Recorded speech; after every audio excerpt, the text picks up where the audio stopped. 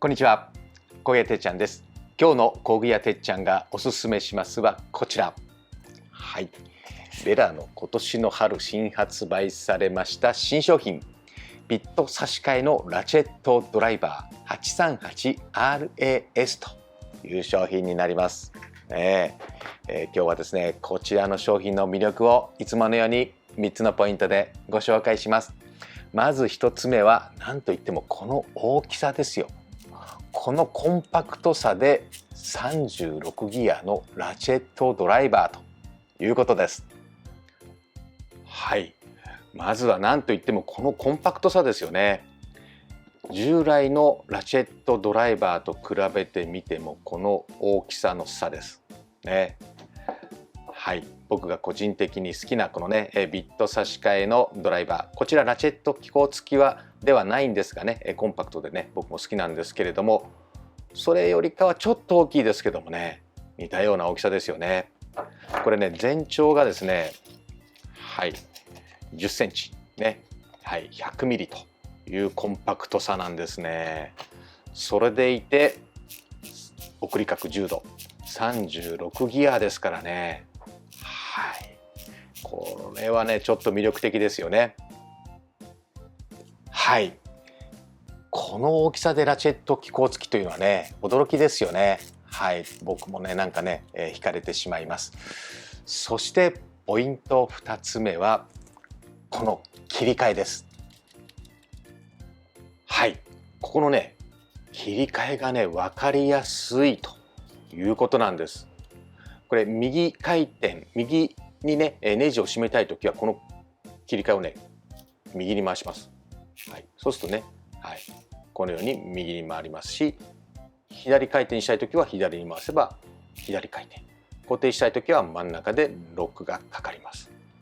あれ普通かなというふうに思われるかと思いますけども、従来のベラのラチェットドライバー、これ右に回すとこれ左回転なんですね。左に回すと右回転ということでですね、この切り替えがね実は回転と方向とね逆ということなんですね。お手持ちのラチェットドライバーでも試してみてはいかがでしょうかね。ベラの新商品の 838RAS はこれ切り替えがですね分かりやすくなっているということですね。そしてねここでねこの早回しができるのも嬉しいですね。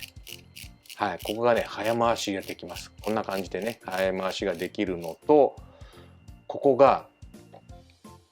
ねこのように六角になってますので転がらないね、はい、このように転がらないというのも魅力的ですね。まあなんかポイント2つ目、切り替えが分かりやすいということですけれども、この切り替えの部分にね魅力がいっぱい詰まっております。はい、そして最後ポイント3つ目はここです。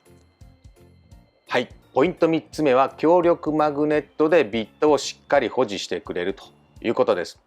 実はですねこの 838RAS の他にですね、ここがこのようにね、メカ式でしっかりロックしてくれる、ビットアダプターがついたタイプもあるんですけれども、こちらの方がねちょっとねコンパクトなんですね。はい、なので今日はねこちらを紹介させていただきました。ビットがですねマグネットで、はい、しっかり保持してくれて自家するので、このようにね、はい、